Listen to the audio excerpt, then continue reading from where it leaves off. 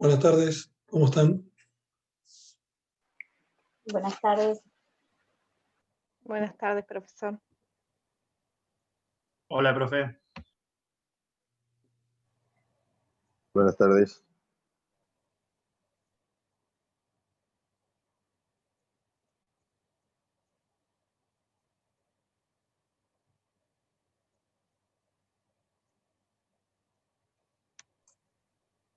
Esperamos un poquito para empezar, que todavía son pocos, pero bueno, vamos a aprovechar por lo que si tienen alguna duda, alguna pregunta, antes de entrar en el tema que vamos a ver.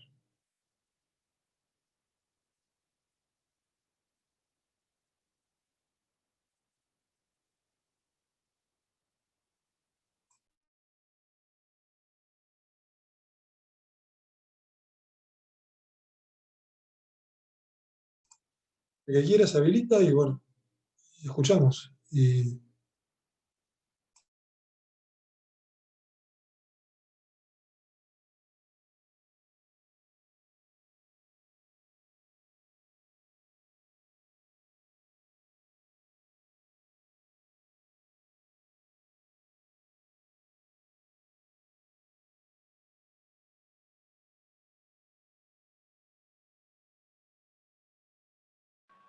Claudio, ¿se me escucha?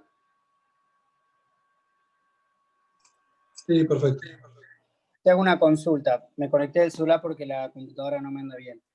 Quería que a ver si nos confirmás o si podés aclarar que el parcial es el 4 de diciembre y a ver la hora si vos tenías estipulado, porque en el campus creo que figura otra y para saber bien. Vos sabés que no sabía cuándo era el parcial. No tenía, no me lo habían comunicado todavía, no sé. Pero bueno, Bien, entiendo porque que si lo son, decís vos, sí, si me lo decís. son las fechas que aprobó el consejo, pero bueno, vos miralo, pero nada más porque en la comisión surge la duda y ya que está la plenaria y todos podrían confirmar.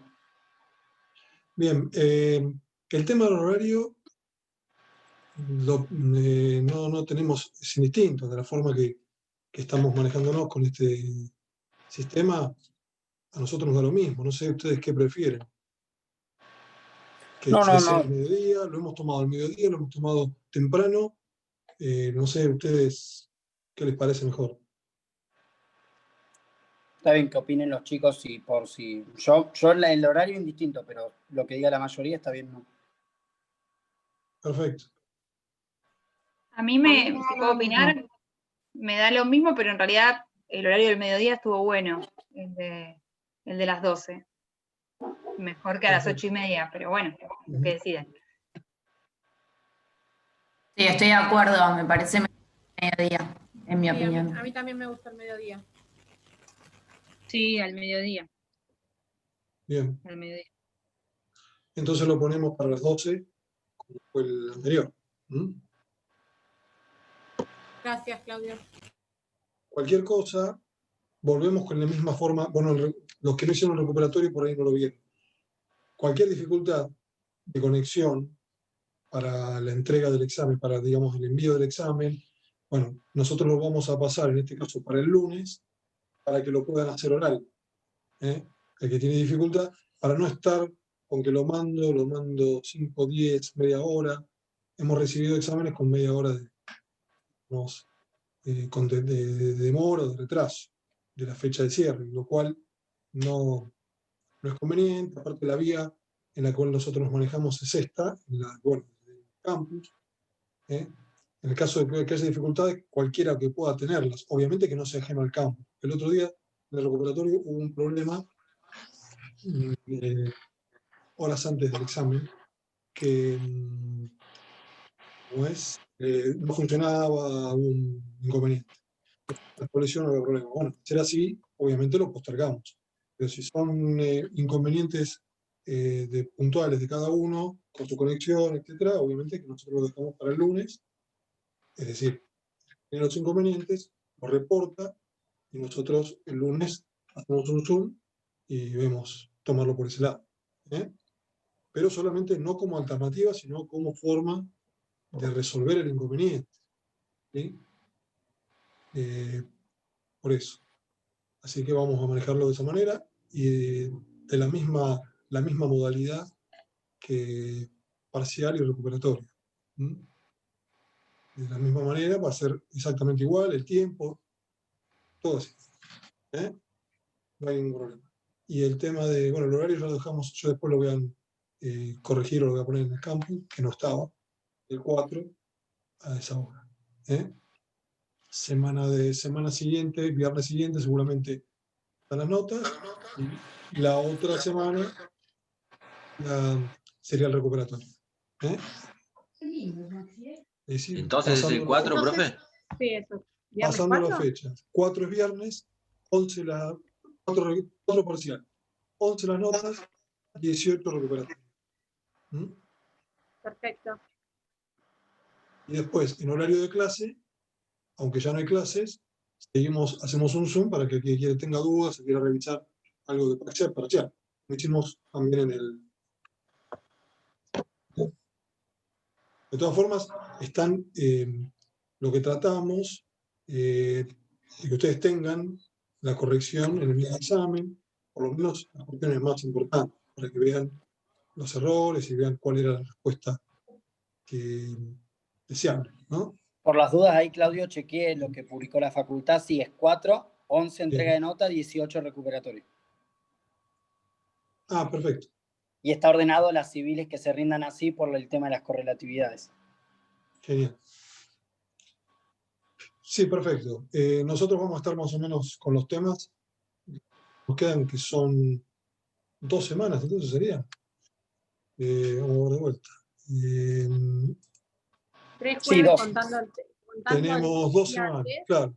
Sí, entonces vamos a ver la semana que viene y vemos si la última semana, vemos todo lo que queda la semana que viene, con los trabajos de la semana que viene, y la última semana antes del parcial, es decir, el 24, 25 y 26, lo ocupamos en correcciones, en evacuar consultas, repasar temas de interés, ¿parece? Y ya lo dejamos libre, y por supuesto que dejamos la semana libre del 4. Bueno, vemos cómo hacemos, pero la idea sería por ahí, vemos cómo estamos con los temas. Tomamos 1 o 2 semanas más en desarrollar temas, y la última la dejamos de repaso. Sí, porque en realidad la última es del 1, sería 1, 2 y 3. Por ahí usamos ahí los de repaso, y las 2 próximas terminamos con los temas. Que nos queda sentencia, liquidación y honorarios. Bueno, no, ahora están viendo tercería, ¿no es cierto? El trabajo de ayer fue tercería, si no recuerdo mal. No llegamos a tercerías. No, Bueno, entonces será la próxima. Debe ser tercería lunes y martes. Y el jueves vamos a ver liquidación. Y después en la próxima será algo sobre honorarios. Bien. Bueno, somos 61. Vamos a empezar. Vamos a hablar, siguiendo más o menos con el tema que ustedes vienen desarrollando, sobre los modos anormales de determinación del proceso. Han visto alguno de ellos, ¿no es cierto? Y hoy vamos a ver específicamente la conciliación y la transacción, o la transacción y la conciliación conforme al orden que guarda el código. No necesitamos definir una transacción, solamente hablar de un concepto básico, que estamos hablando de un acuerdo, celebran las partes, por el cual realizan concesiones recíprocas sobre derechos dudosos o litigiosos. ¿Correcto? Tienen que coexistir todos estos elementos. Eso es lo importante que tenemos que tener en cuenta para analizar la existencia de una transacción. Si existen concesiones recíprocas entre las partes, se realizan concesiones y, por supuesto, sobre derechos que sean dudosos o litigiosos. ¿Correcto? Bien. Esto nosotros lo hemos estudiado en obligaciones, seguramente ustedes lo tienen fresco, porque, en fin, estaba tratado en el Código Civil anterior y está tratado obviamente en el Código Civil y Comercial. Hay algunas diferencias, las vamos a ver ahora, para que ustedes más o menos, para ubicarnos en el tema y ver el tratamiento que se le da en este momento, o desde la reforma del Código, y cómo le daba el Código anterior, cómo se le daba el Código anterior. Independientemente del tratamiento procesal, lo vamos a ver, que inclusive vamos a tratar de analizar una transacción, un escrito de transacción, para que ustedes puedan advertir los elementos que están presentes en ella. Bueno, vamos a empezar por compartir un esquema, un gráfico, para que ustedes hagamos las veces de pizarrón y puedan... Bueno, ¿se ve ahí? Sí, se ve. Bien, perfecto. Sí. Bueno, como les decía, Código Civil y Comercial, artículo 1641. La transacción es un contrato por el cual las partes, para evitar un litigio o ponerle fin, evitar un litigio extrajudicial, ponerle fin judicial, haciéndose concesiones recíprocas, elemento también que destacamos por ser de fundamental importancia, extinguen obligaciones dudosas o litigiosas. Ustedes fíjense que dice que para evitar un litigio serían obligaciones dudosas en ese caso, o para ponerle fin, cuando se trata de obligaciones litigiosas. ¿Correcto? Entonces acá, como recién decíamos, tenemos dos cuestiones a tener en cuenta.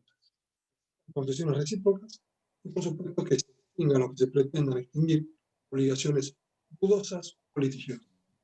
Disculpe, profesor, se escucha muy mal, o al menos a mí se me corta demasiado. Puede ser que yo Sí, soy un poco a mí también. difónico. Por ahí me acerco más al micrófono que tengo en la com. ¿Ahí se escucha mejor? Pasa que de a rato se corta, como si hubiera interferencia. Sí, eso podría ser.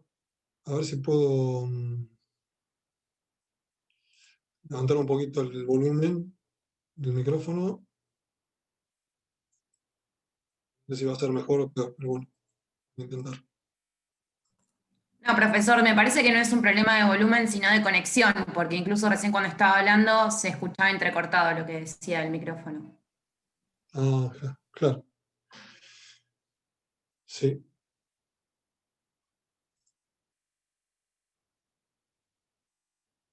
Bueno, espero que ahí escuchen mejor.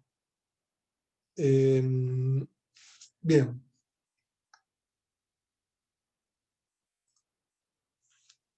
En el Código Civil anterior, Código Civil, encontrábamos justamente la transacción ubicada como un modo de extinción de las obligaciones. Esta es una diferencia fundamental, porque ahora en el Código Civil y Comercial nosotros la ubicamos contemplada en 1641, que acabamos de ver, en el libro tercero que se refiere a los derechos personales, Título cuarto, contratos en particular. Es decir, que antes concebida como una forma o un modo de extinción de obligaciones, cuando ahora se la considera directamente un contrato. ¿Entiende? ¿Cómo se escucha ahí? Bien, se escucha bien. Bien, bien. Perfecto. Entonces, contrato por un lado, actualmente, y antes como un modo extintivo de las obligaciones.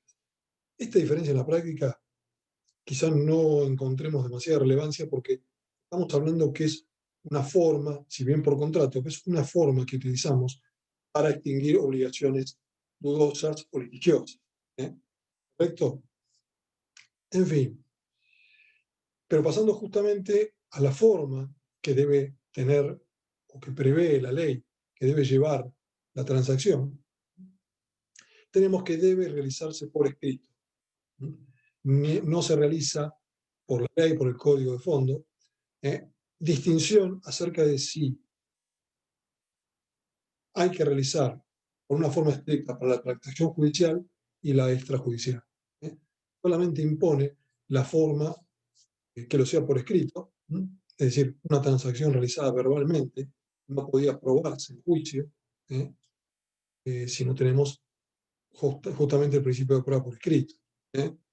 Habíamos hablado en la oportunidad de ver el tema de la prueba, cuando decíamos que hay a veces formas que se le ha dado un acto que son imposibles de demostrar después si no tenemos una forma escrita. Por ejemplo, los contratos, los recibos de pago. Cuando hablamos de prueba superflua, cuando alguien pretende probar, por ejemplo, un pago que realizó, en este caso vamos a suponer una transacción, si bien, no sé si hay alguien.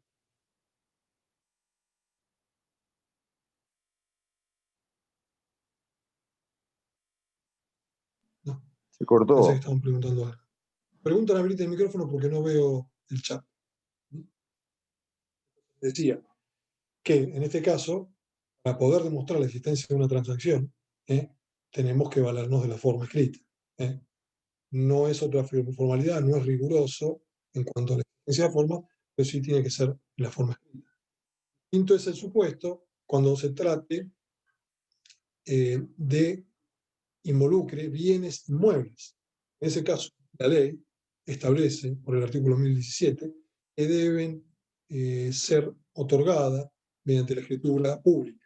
En este caso, la transacción debe ser instrumentada no solamente por escrito, sino por escritura pública. ¿Claro? Bien. Después vamos a hablar justamente de formas y con el resto de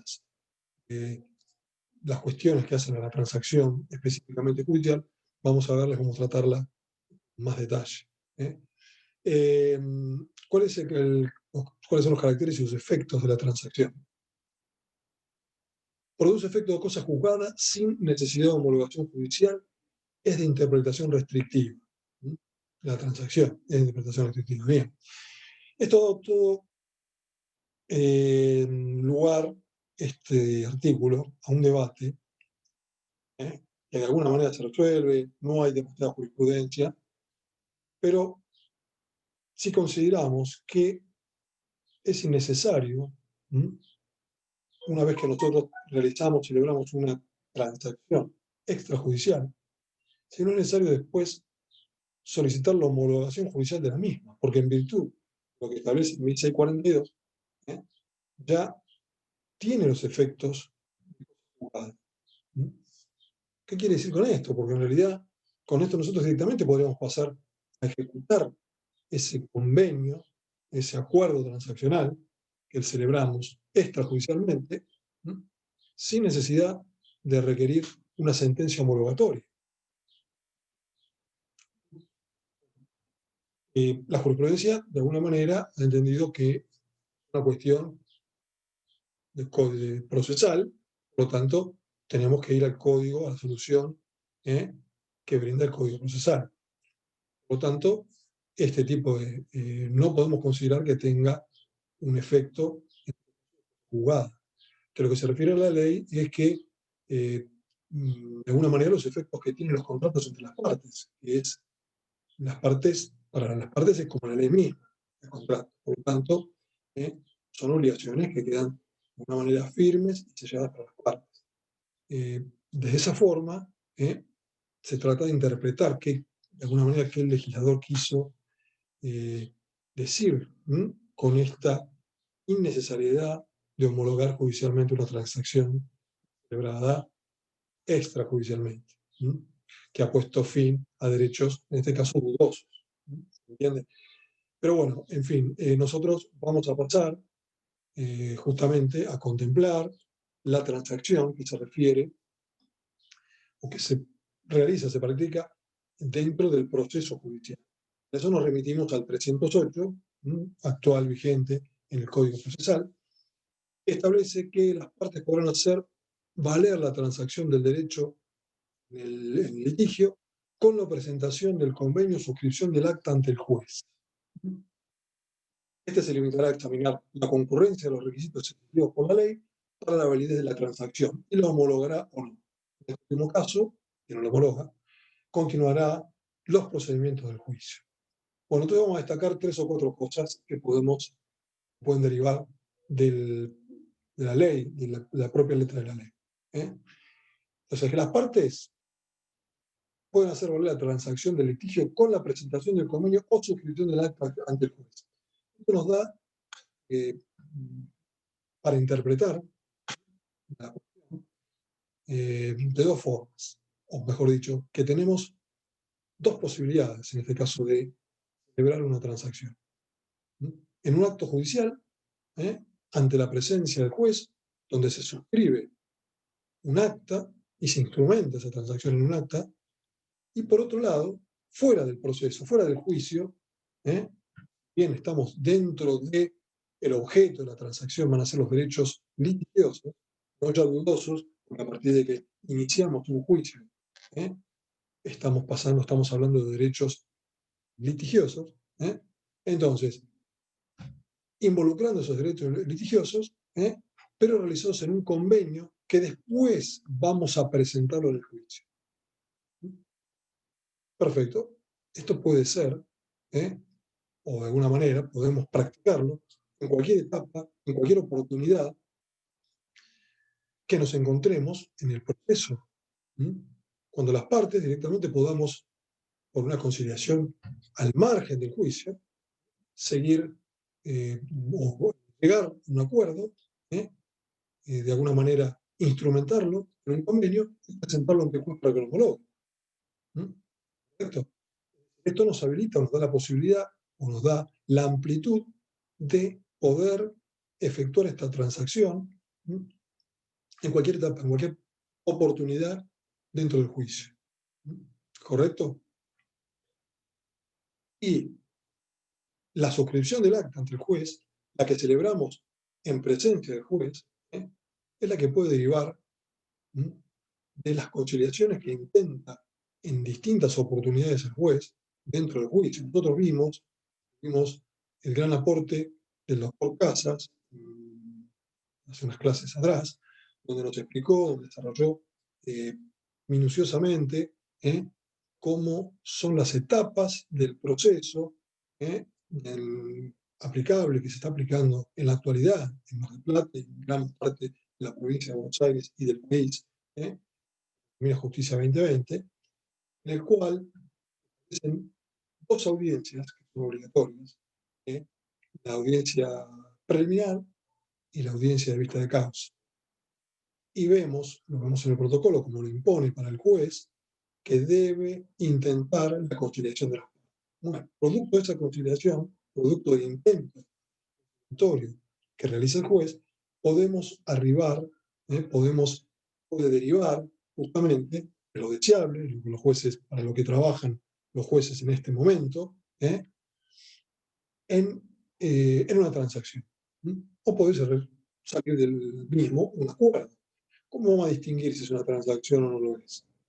Por la renuncia que hacen las partes, derechos en este caso. ¿Correcto? Vamos a ver algo mejor vamos a tener un poco más.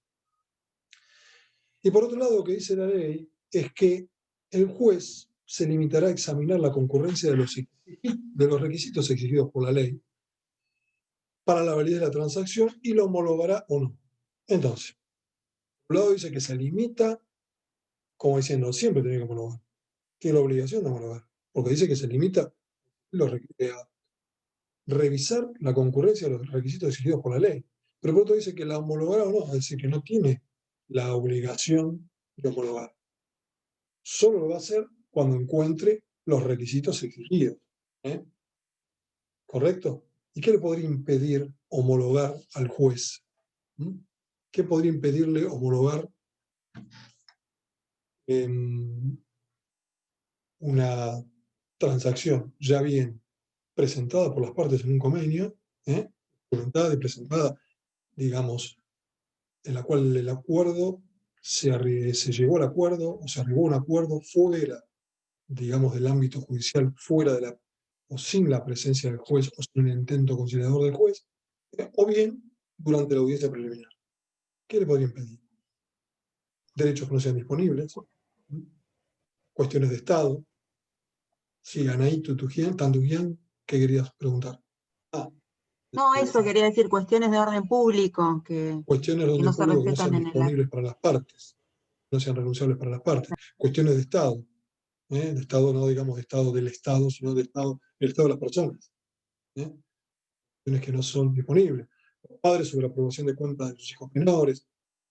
Hay muchas cuestiones que están de alguna manera vedadas por la ley sobre cuando una persona es incapaz. Cuando nosotros hablábamos del estado del proceso, acá tenemos que tener en cuenta cuando ya estén determinadas las partes del proceso. Una parte del proceso no está legitimado tampoco para realizar válidamente una transacción. Digamos, en la primera etapa, presentada la demanda, contestada, pero hubo una excepción de falta de legitimación, hasta que no se resuelve la excepción, no se podría consideramos que no están determinadas las partes, y por lo tanto no sería posible realizar válidamente una transacción. En este caso, pues no podría homologar. Que no sea titular de un derecho por alguna otra cuestión. O que no tenga de alguna manera la personería acreditada, facultades dentro de su mandato para realizar una transacción. El abogado. El abogado puede tener un poder amplio que incluya la posibilidad de transigir, de disponer de alguna manera de esos derechos. Puede ser que no lo tenga, por lo tanto, una conciliación judicial, o mismo fuera de lo que es conciliación, en forma, digamos, fuera del proceso, un acuerdo celebrado entre las partes, fuera del ámbito juzgado, fuera del ámbito judicial, tendría el impedimento de que su poder no es suficiente para arreglar, para hablar de los derechos de su cliente,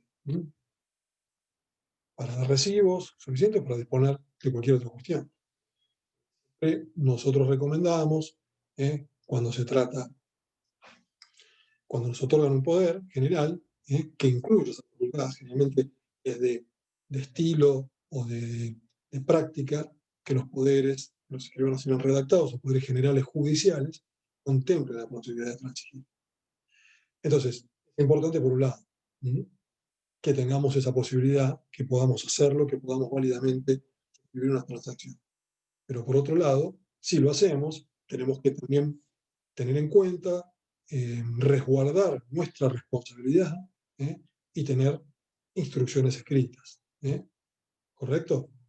No precisa porque estamos justamente haciendo una renuncia, también aceptando una propuesta que realiza nuestro adversario, la contraparte. Por lo tanto, es importante tener las instrucciones que editen y que de alguna manera después nos respalden para cualquier eventual reclamo que pueda haber realizado nuestro mandante. Entonces, por un lado es conveniente, pero por otro lado tenemos que tener cuidado en su utilización, y si nosotros creemos o si nosotros por ahí tenemos alguna duda siempre es preferible que ese acuerdo transaccional sea suscrito por el cliente. Bien. Perfecto. Entonces, el acto jurisdiccional homologatorio, es decir, la sentencia homologatoria, atribuye a la transacción esa función ejecutoria en relación a los derechos y las obligaciones que están reconocidos, que están insertos en la misma. Ante el incumplimiento, la inobservancia de lo acordado, nos da la posibilidad de reclamar su cumplimiento, y justamente en el trámite ejecutivo, en el trámite de ejecución de sentencia. Esa es la ventaja de tener una sentencia homologatoria. ¿Entiendes?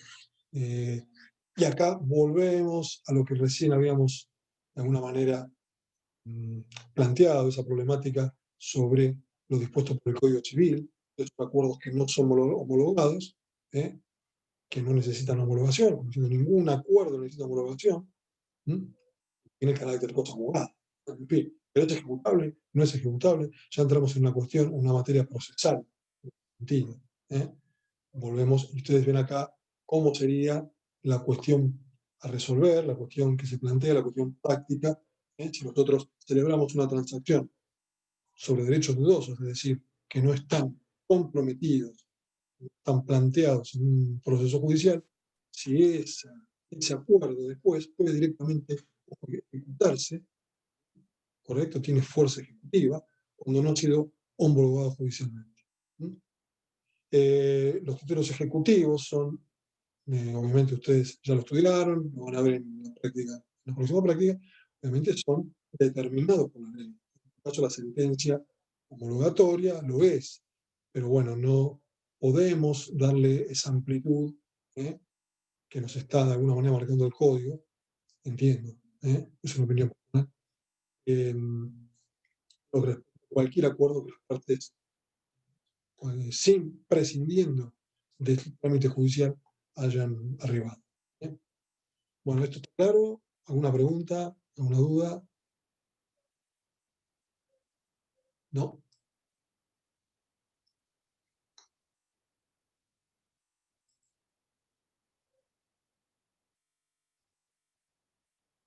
¿Nada?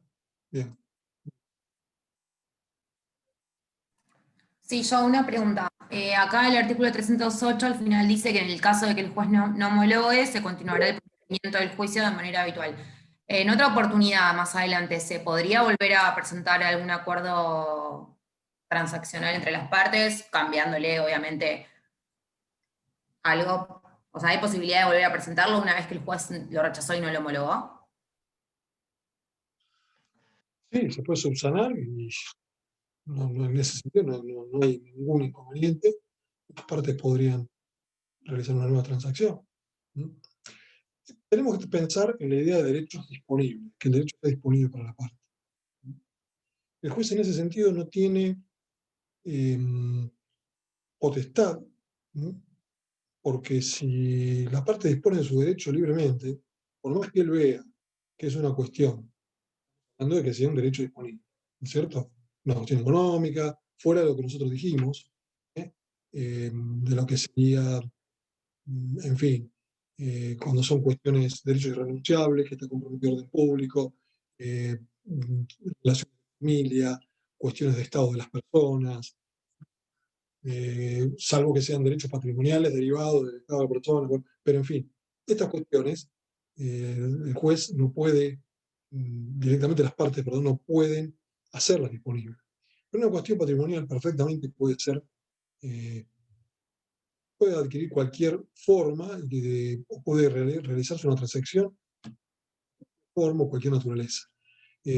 ¿Podría una parte decir, supongamos que estamos hablando de un acuerdo económico, un contrato, cualquiera que ustedes quieran, podría decir que la parte renuncia al cobro del crédito por el cual demandó, y el demandado lo acepta, pero a cambio le hace cargo de las costas.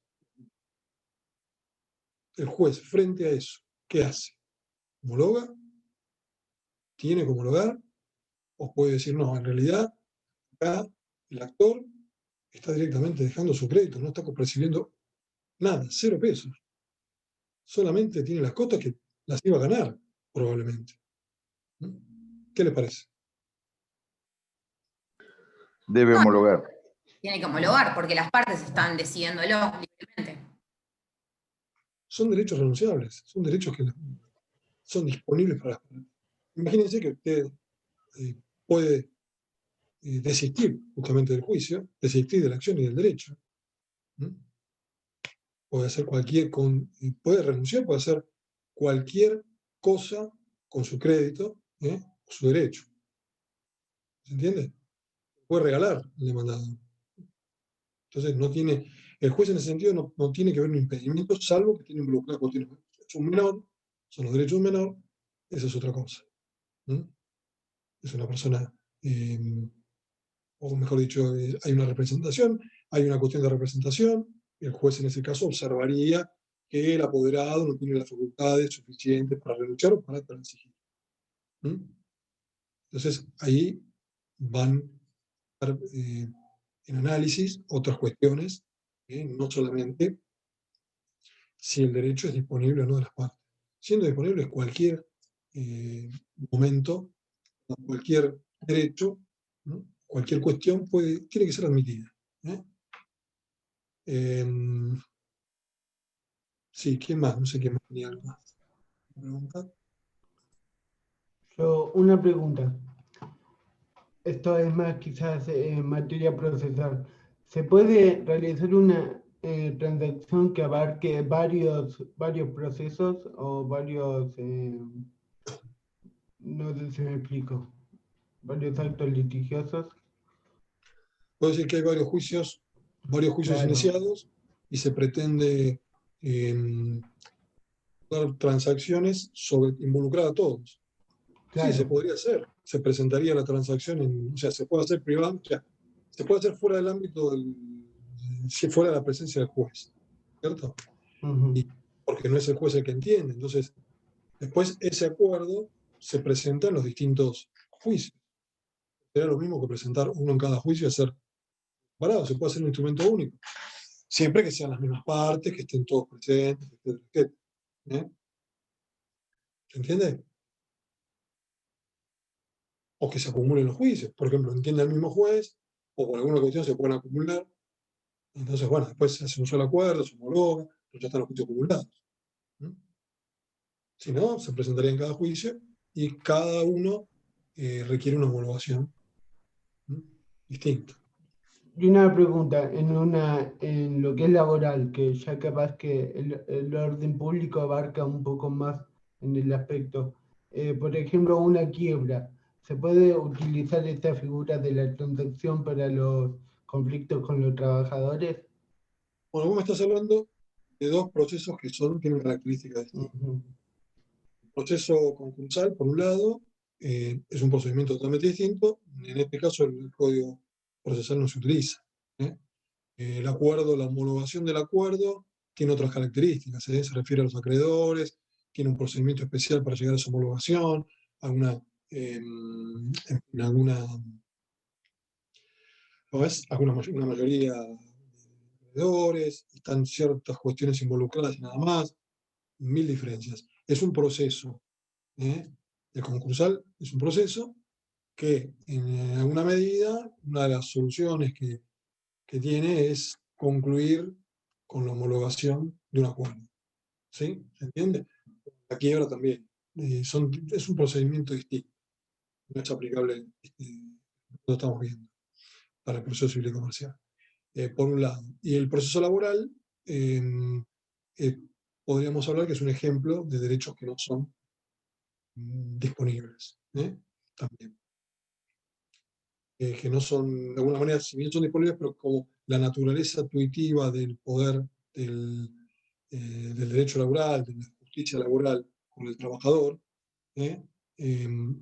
imponen al juez que no homologue cualquier cosa. No sería aceptable si ver de alguna manera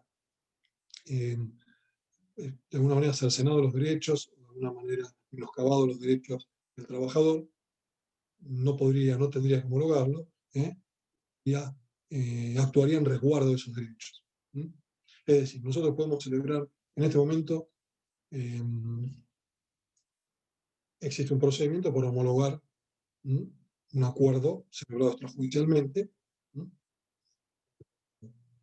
No sé si alguno tiene experiencia en laboral, trabaja en un estudio que dedican a esta materia, pero bueno, en líneas generales, perfectamente se puede, digamos, fuera de lo que es el juicio, porque dentro del juicio, obviamente, interviene el juez, intervienen los jueces. También, fíjense que de alguna manera, esto que nosotros vemos en la justicia, el protocolo de justicia 2020, ya se lleva a cabo en el procedimiento laboral desde siempre. En realidad, se realiza una audiencia de vista de causa y se realiza una audiencia preliminar que no tiene el mismo sentido porque no hay la simplificación de la prueba y todo que se practica en la audiencia de la justicia 2020, en los procesos civiles y comerciales, pero sí hay audiencias previas, antes de la vista de causa, audiencia de conciliación, que los jueces disponen. Y por supuesto que previo a iniciar la audiencia de vista de causa se intenta la conciliación. Entonces, de alguna manera, podría surgir una conciliación en el ámbito de la presidencia de los jueces laborales. Pero, perfectamente, antes de iniciar el proceso, antes de iniciar el juicio, podemos celebrar con un empleado, el empleado y su empleador pueden realizar un acuerdo por el cual, en virtud del despido, en virtud de lo que sea, hay algún conflicto con respecto a la indemnización cliente, la indemnización a pagar, y por lo tanto las partes acuerdan que se va a establecer un monto determinado, pagadero de tal forma, que comprende tales y cuales cosas, seguros indemnizatorios.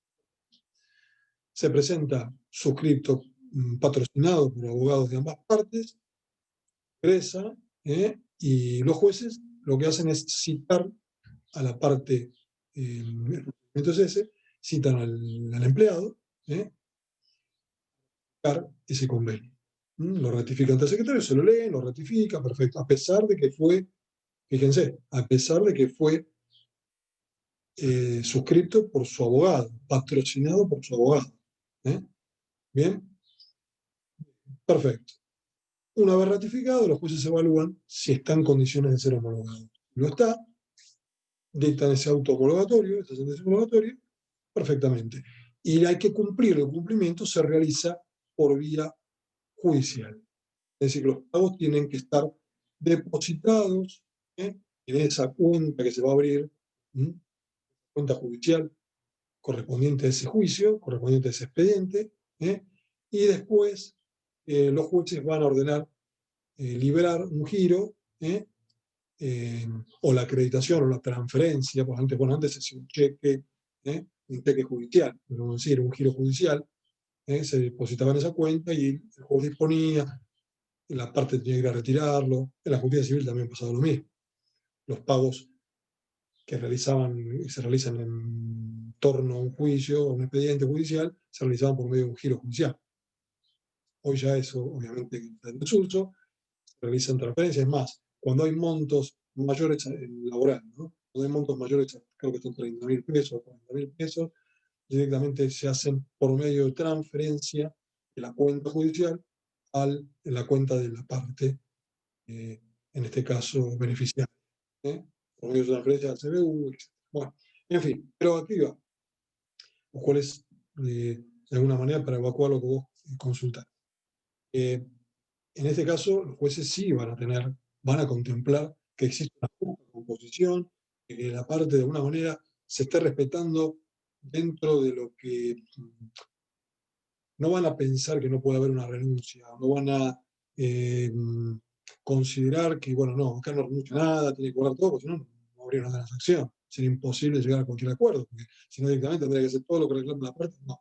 Pero bueno, tiene que haber un margen, hay un margen, pero hay un mínimo que tiene que contemplarse, que tiene que percibir el trabajador.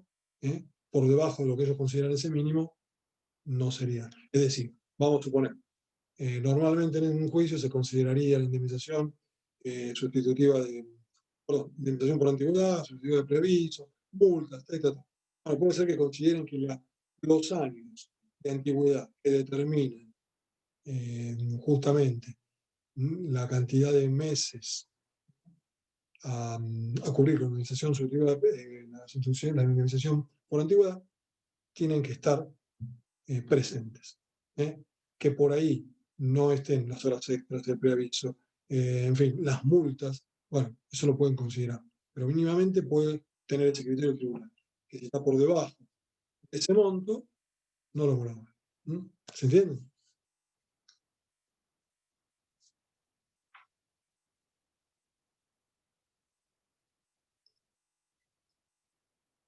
¿Alguna otra cosa?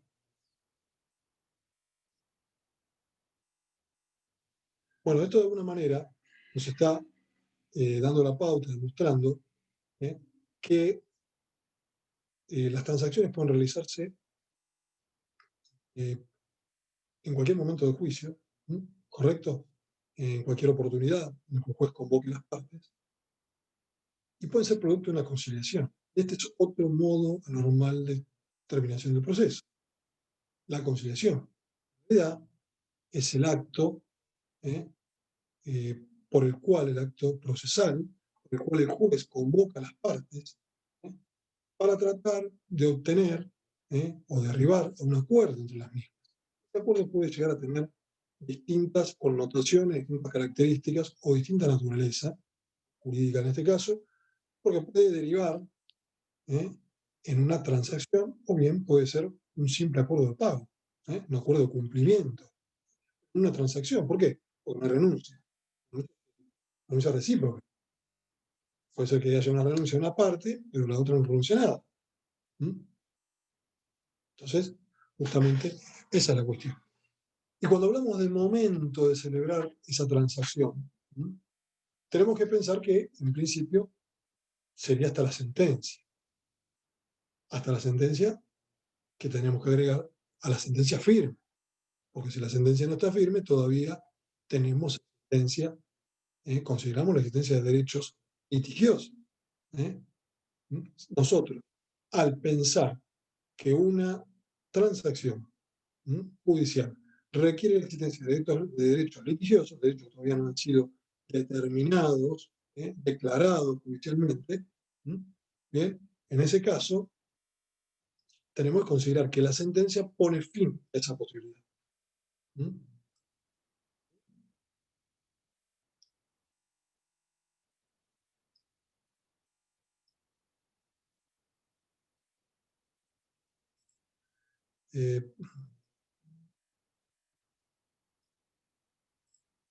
Perdón, ¿escuchan bien?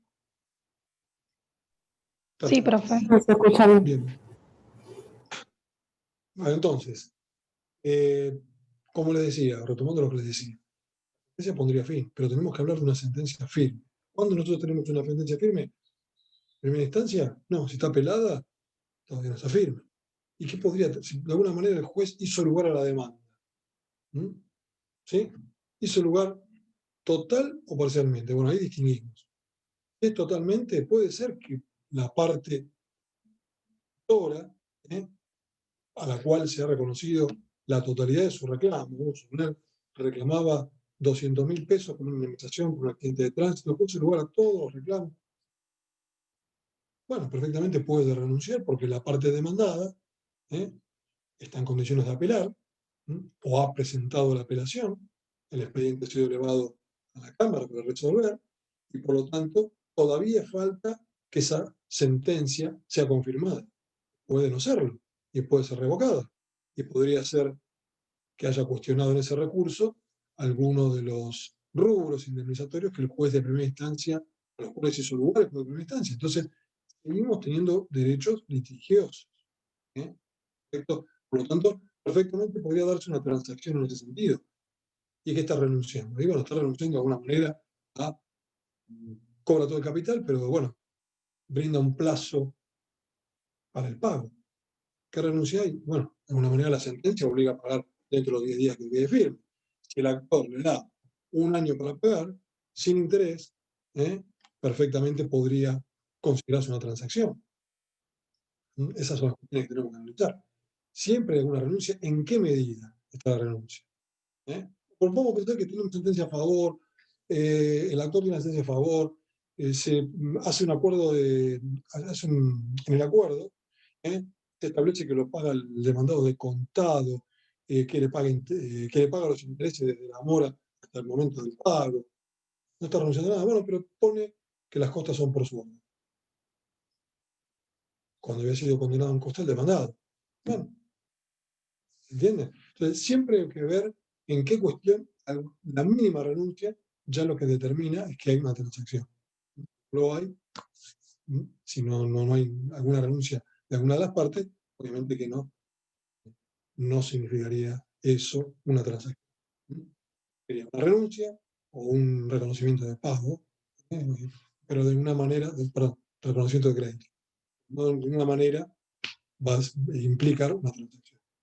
Podemos hasta con ya una sentencia de Cámara, dictada por la Cámara confirmatoria de primera instancia, esa sentencia que se encuentra con un recurso extraordinario o ante la posibilidad, todavía corriendo el plazo para que se pueda entregar un recurso extraordinario, podemos considerar que estamos en condiciones de... ¿Se entiende? Bueno.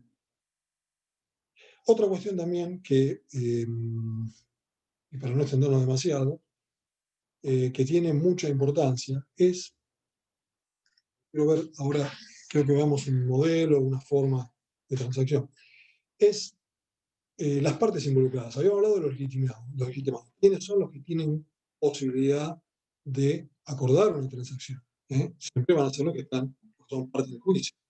Todos no. Puede ser que se realice sobre algún demandado y no sobre el total. Entonces, de alguna manera se extingue con relación a ese demandado. ¿Puede aprovechar el otro? Sí. Puede ser que no. Perfecto. Pero esa transacción, tenemos que pensar en los efectos que va a tener con respecto a los que no intervinieron. Especialmente abogados que no han intervenido, si bien porque la parte ha cambiado su abogado, supongamos, el abogado ha renunciado, o le han revocado el poder, entonces el abogado del actor no participa de esa transacción, lo reemplazó a otro abogado, y ese es el abogado de su reemplazo, es el que participa, suscribe esa transacción. En ese supuesto, ¿va a ser oponible o no va a ser oponible para el abogado? ¿Por qué? ¿En qué tiene que ver? Entonces me dice, bueno, esto es la cuestión práctica, ¿en qué perjudica o no a quien no intervino? Y supongamos que tenemos un daño de superjuicio, como decíamos recién, en el cual teníamos una demanda promovida por 1 millón de pesos, y las partes, la parte actora, por una cuestión, por otra, decide su cambio de representante, el cambio del abogado representante, patrocinante, como fuera, comienza con otro, presenta una transacción. Una transacción por un total de 200.000 pesos. Bien, perfecto. ¿Por cuánto lo regula al abogado? ¿Es oponible o no es oponible? ¿Cuál es el monto? Esto ha tenido distintas soluciones en la jurisprudencia. Conforme a la ley, tendría que, este es el monto del juicio, el monto de la transacción. El monto de la transacción. ¿Correcto? Pero la jurisprudencia, a raíz de alguna manera, de haber advertido algunas actuaciones así suspicaces, por no decir directamente fraude, considero que a quienes no sería oponible, a quienes no hubieran participado del acto. ¿Correcto? Como del abogado, pero también pensemos en los peritos. Más participan en la transacción. ¿Quedan obligados por ese monto? Y en principio sí. De acuerdo a la jurisprudencia de la Corte, que hay vaivenes, ustedes lo van a ver, en el blog hay un montón de fallos que hemos de alguna manera citado, para que ustedes los puedan ver, dispuesto ¿Una pregunta? para un lado y para el otro. Sí. Sí, te escucho. sería cuando usted dice que con la posibilidad de fraude, que por ahí el arreglo contemple una parte en negro que no está en la transacción y entonces se afectan los intereses de los abogados que no intervinieron en el acuerdo porque se regula honorarios por un monto menor. Esa sería la cuestión. La cuestión involucra los honorarios del abogado que no participó, los honorarios del perito que no participó, y bueno, y se ahorra bastante dinero en ese sentido el demandado que quería, que bueno, de alguna manera está pagando quizás no el 1.000.000, está pagando 600, pero se denuncia un acuerdo por 200. ¿Correcto? Eso no pasa en el ámbito laboral, no pasa porque todo tiene que hacerse en el bancarizarse. Tiene que pagar, no puede pagarse por fuera de lo que es el expediente judicial. O sea que, perdón, a los abogados que intervinieron anteriormente en el expediente, la regulación de esos honorarios va a ser acorde al monto inicial del juicio, si no entendí mal, más allá de que... No quiero decir que sea así. Quiero decir que en algún momento hubo un fallo, hubo jurisprudencia que se aplicaba de la Corte de la Nación y la Corte de la Provincia, que consideraban que no era oponible, por lo tanto ese monto no se involucraba en su regulación, y sí se involucraba el de la demanda, a las partes quienes no intervinieron. Esto ya no es en la actualidad, no sucede en la actualidad, de alguna manera nosotros lo repasamos o lo analizamos para que ustedes vean cómo es el tema. Por eso no quiere decir que uno no pueda plantear la existencia de fraude. En principio, esa jurisprudencia que pasó de considerar directamente no es oponible a quienes no intervinieron, después volvió a cambiar y se consideró que era, de alguna manera, que era oponible, salvo que se denunciara la existencia de un fraude, que era lo lógico, ¿cierto? Correcto. De alguna manera, el adjudicado demostrara que hubo un acuerdo por fuera de lo que fue el presentado en el juicio. Y bueno, y ahora obviamente la ley contempla la situación directamente, el monto del juicio es el que surge de la transacción, la regulación se hace al monto de la transacción. Pero bueno, son cuestiones que nosotros tenemos que analizar, tenemos que estar atentos, porque ocurren frecuentemente. Los juicios en muchas oportunidades culminan por este medio y tenemos que considerar todas estas cuestiones. ¿Entiende? Por eso nosotros hacemos tanto hincapié en la forma de terminar el proceso. Ustedes vieron que, como nos transmitían, que han participado en estas charlas, en estas clases, cuál es justamente la impronta que le dan al proceso o al trámite, ¿no es cierto?, de tratar por todos los medios de llegar a un acuerdo, que las partes compongan sus intereses y no terminar con la sentencia. Entonces fíjense que siempre vamos a tener una transacción presente. Cuando obviamente estos problemas no existen cuando se celebra la transacción en el acto judicial, en la conciliación que el juez propone o promueve, porque de alguna manera van a estar las partes presentes, se van a contemplar todas estas situaciones. ¿Correcto? No quiere decir que si se celebra una transacción judicial puede llegar a haber de alguna manera algo por abajo de la mesa. Eso no quiere decir justamente que no ocurra, que no pueda darse. Pero bueno, cuestiones que están más controladas, pues. ¿Sí? ¿Se entiende? Bueno.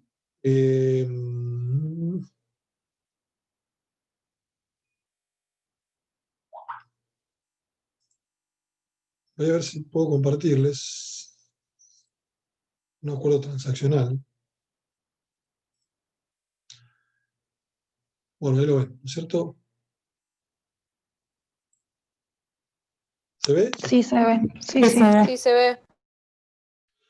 Perfecto. Bueno, a modo de ejemplo, ¿cuál sería la forma que nosotros tendríamos que darle a un acuerdo que vamos a presentar, como les decía, no en el que vamos a celebrar o que se va a instrumentar en el acta a raíz de la conciliación judicial, sino que nosotros en cualquier momento podemos celebrar entre las partes y presentarlo para que el juez lo homologue.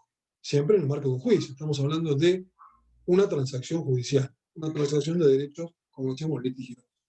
Bueno, acá tenemos un juicio de daños y perjuicios, de Balinio contra Sociedad San Cristóbal, Sociedad Mutual de Seguros. Perfecto.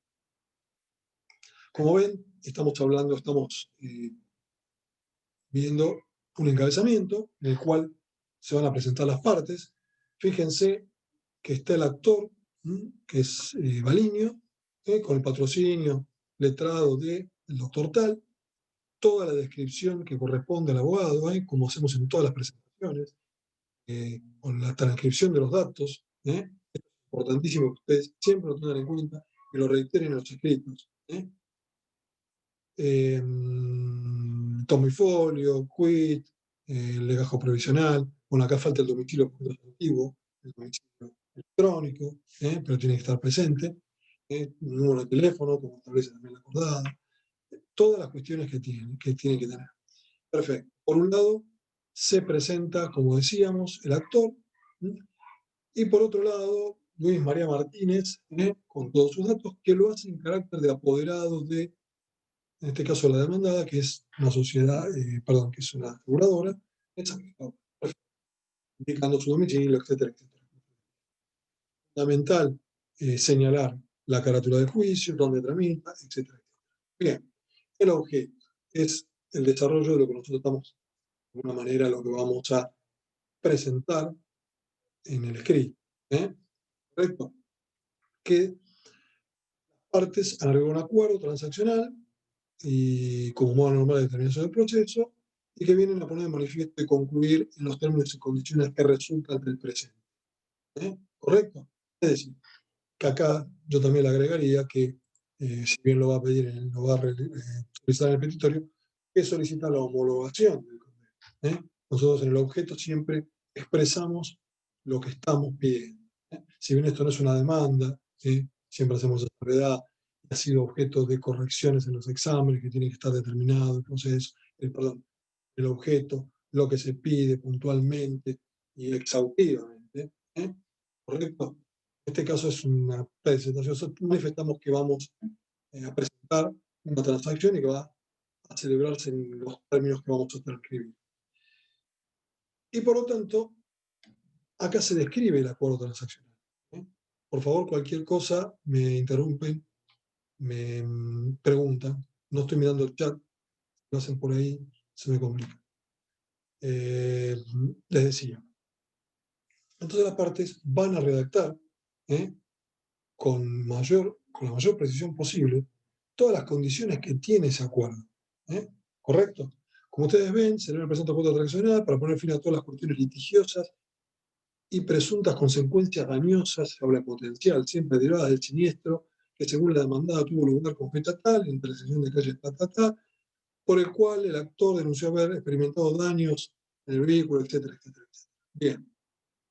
La segunda, que la citada en garantía, fíjense que el acuerdo lo realiza la citada en garantía, sin reconocer hechos y o circunstancias fácticas o jurídicas expuestas en la demanda, sin admitir responsabilidad de su asegurado, incumplimiento de la obligación de indemnidad, a través de la póliza y con la única finalidad de poner fin al presente litigio. Siempre es un poco la fórmula. A su efecto transaccional, a sus efectos de la terminación o de la finalización del litigio, a su efecto conciliatorio. ¿Correcto? Es más o menos la fórmula que nosotros utilizamos, como diciendo, lo hacemos directamente para culminar con esta. No es que implica reconocer, o que de acá derive el reconocimiento, no, directamente lo hacemos, a eso decir, determinar, concluir el proceso. Perfecto. Entonces, ofrece abonar al actor por la totalidad de los rubros y conceptos que han sido materia del reclamo y o que pudiera derivarse de los hechos que le dieron origen la suma única, total y definitiva de pesos 32.000. Dicho ofrecimiento indemnizatorio es aceptado sin reservas ni condiciones por el actor, que con su oportuna e íntegra percepción declara satisfecha su pretensión. Es decir, se establece el ofrecimiento y la aceptación. ¿correcto? Y por otro lado, fíjense, se establece el monto, que comprende todos los rubros, que con esto, una vez cumplido, se da por finalizada, no tiene nada más que reclamar el actor, encuentra satisfecha su pretensión, dice, ¿se entiende? Perfecto, bien. En esta cláusula, o la posterior, ¿correcto? ¿Qué dice? Tendría que incluirse la forma que se va a pagar. Acá dice, el importe aludido en la tercera, en el caso anterior, será abonado por asegurado en cumplimiento estricto de la obligación de indemnidad asumida mediante la póliza que motivó su situación de garantía emitida a favor de fulano, mediante cheque que se emitirá a favor del actor dentro de 30 días de concluido el presente acuerdo por su presentación en el expediente. Bien, ahora está pagando con un cheque. Va a liberar los 30 días, una fecha supuestamente. Acá podría incluir cualquier forma de pago. Cualquier forma de pago que las partes en las cuales se estén de acuerdo.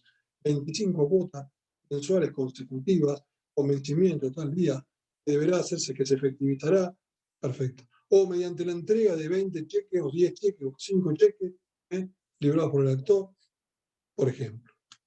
O directamente mediante el depósito en la cuenta judicial que su señoría, que se solicita apertura a su señoría, la forma de pago se establece. O directamente en el domicilio del acreedor, quien otorgará del actor, o su abogado, a quien se autoriza, eso es muy peligroso, autoriza a que emita recibo de pago, ¿correcto?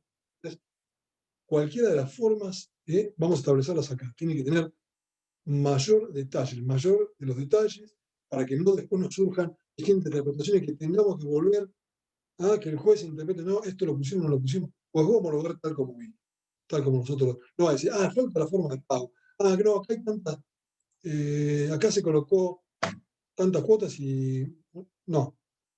Directamente homologa lo que nosotros mandamos. Bien. Entonces, cuarta, la parte actora en este acto declara aceptar los términos del presente acuerdo por efecto de que se requerirá su importa la cancelación de administración total definitiva de todos los rubros reclamados en autos, sus intereses y gastos del juicio, cualquier otro concepto pasado o futuro que puede corresponder, etcétera, etcétera, etcétera. Finaliza diciendo que el actor renuncia y desiste de toda acción contra tanto Natalia Luna, que sería la asegurada, como para Sangrito. Perfecto. Bien. Acá viene la otra cuestión, que es el tema de las costas y de los honorarios de los abogados. Entonces, en la quinta, como único accesorio, acá la marcamos, para que ustedes la sigan, como único accesorio de su obligación, la aseguradora abonará las costas procesales a cuyo fin, costas procesales. Bien, todas las costas. ¿A qué comprende en ese caso? Gastos, el honorario de peritos, que hubieran participado, capaz que en esta etapa de juicio todavía no se hicieron las pericias, o se hicieron y por lo tanto asume las costas del juicio, cuestión que hay que dejar de alguna manera establecida, y a cuyo fin se convienen los honorarios del doctor Rossi, los que acepta de conformidad, en la suma de pesos, 8.000, como asociación del 10%, 10% que corresponde a aporte. ¿Correcto? El obligado al pago, el condenado en costas, paga el 10%, el otro 10% lo paga el abogado. El 20% en total es lo que se aporta a la caja de previsión. ¿Correcto? Bien. Entonces, los honorarios serán abonados al mismo plazo y condiciones que el pago del capital, forma de pago de los honorarios. Entonces, ¿los honorarios no se regulan? Sí, pero acá se acuerdan, se pactan perfectamente. Siempre tienen que estar por arriba del mínimo. El mínimo hubiera sido el 10% del monto. Estamos por arriba del mínimo. En realidad, tendrían que haber sido, el mínimo es el 10%, son 3.200 pesos. Tendrían que haber sido, ¿sí? ¿Se entiende?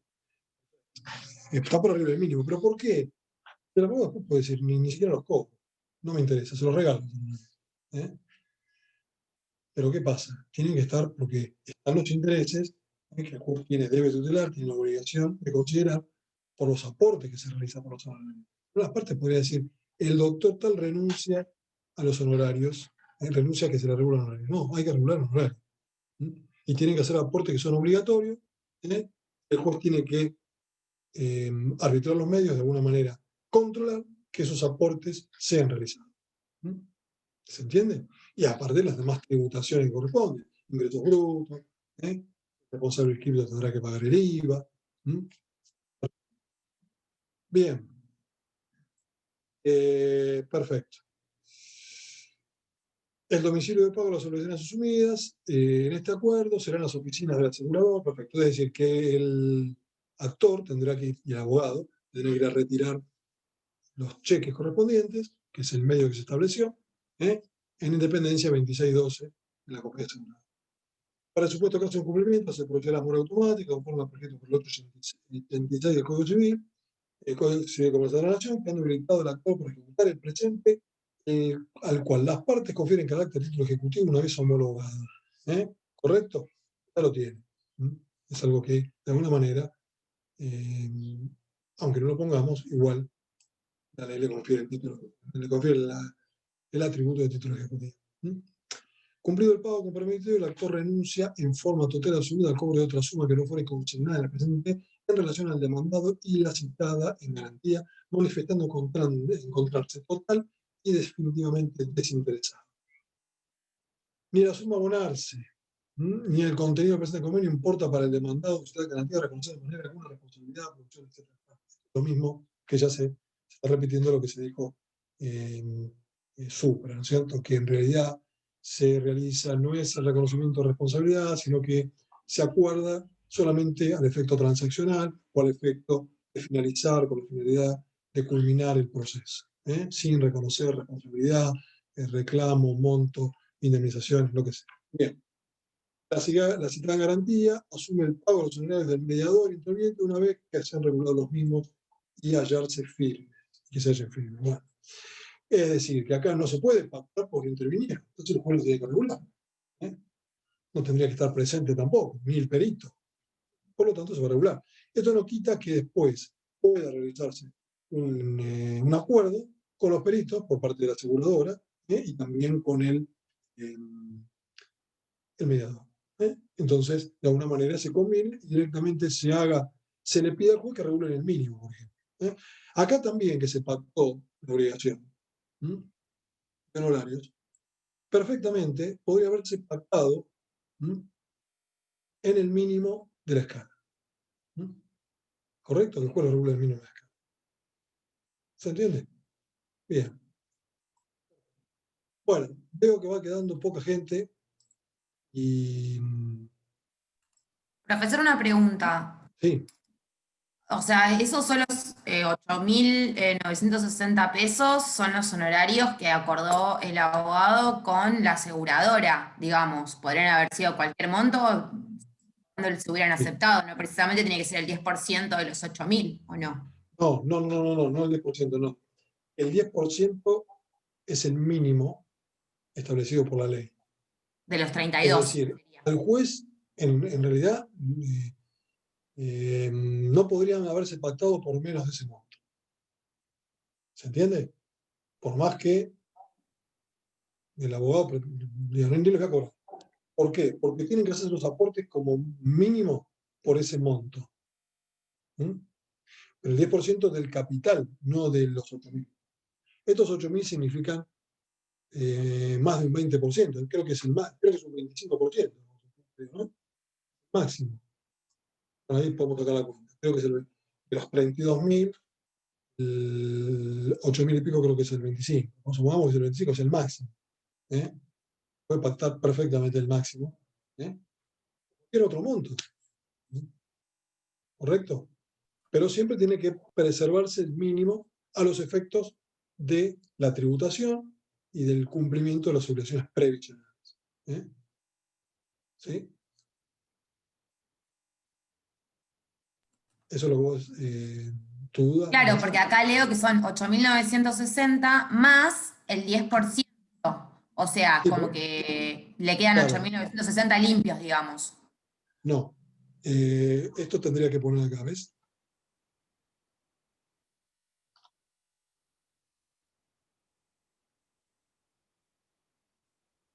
Ah, perfecto. ¿Entendés? Bien. ¿Por qué? Porque siempre, como yo te decía, vamos a... Y es lo último, así ya ustedes quedan liberados. Les decía, ¿cómo se integran los aportes de los abogados? Cuando ustedes iniciaron este juicio, vamos a suponer que vos fuiste la abogada de Valinia. ¿Correcto? Cuando iniciaste el juicio, ¿qué hiciste? ¿Qué pagaste? ¿Un anticipo provisional? ¿Te acordás? Anticipo provisional, bono y US. Está bien. El IUS, ¿qué es el anticipo provisional? Se llama IUS provisional o anticipo provisional. Lo denominamos anticipo provisional, vamos a entender un poco bien cuál es su finalidad. ¿Por qué anticipo provisional? ¿Qué estoy anticipando? Estoy anticipando lo que después voy a tener que pagar de aportes cuando se regulen los honorarios. ¿Sí?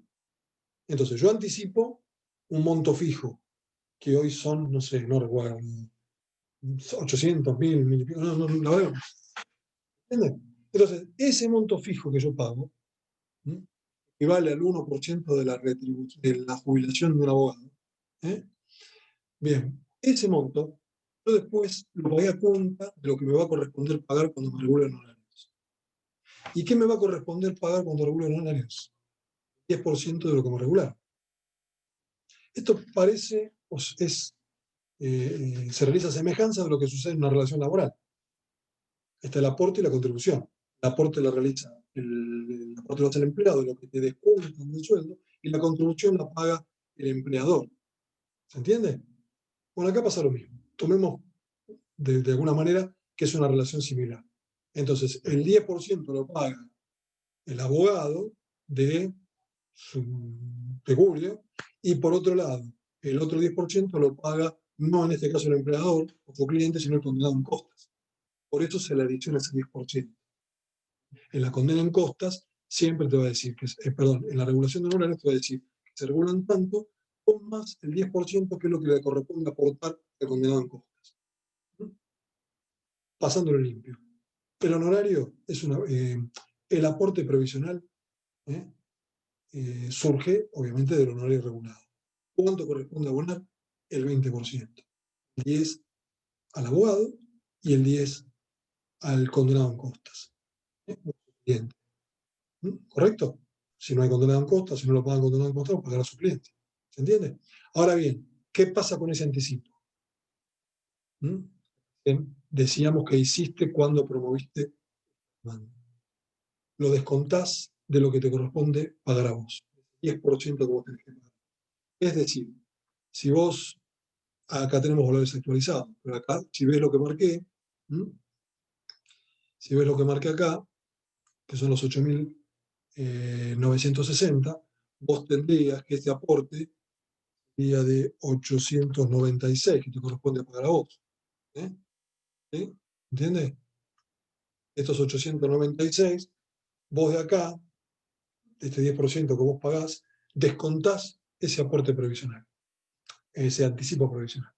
Vamos a suponer que en ese momento eran 200 pesos. Entonces vos lo que vas a pagar son 696 pesos. En cambio, el condenado en costas, al que se le adicionaron ese 10%, paga ese 10% como corresponde, porque no tiene que deducir nada, porque no pagó nada antes. Vos te anticipaste, de alguna manera, lo que te va a corresponder pagar cuando te regulan horarios. Siempre recuerden que al honorario se adiciona ese 10%, que es lo que corresponde aportar por el honorario. Ese 10% que paga el obligado al pago del honorario, el condenado en costas. El abogado siempre tiene el 10% también de ese honorario. ¿Se entendió? Perfecto, gracias. Bien. Bueno, dejamos estos minutos para que ustedes tengan, si tienen alguna duda, que la transmitan así.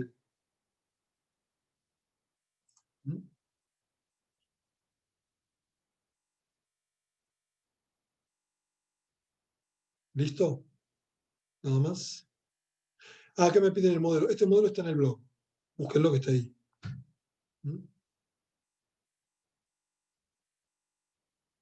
El horario para hacer las 12, dijimos. ¿Qué más? Bueno, creo que nada más.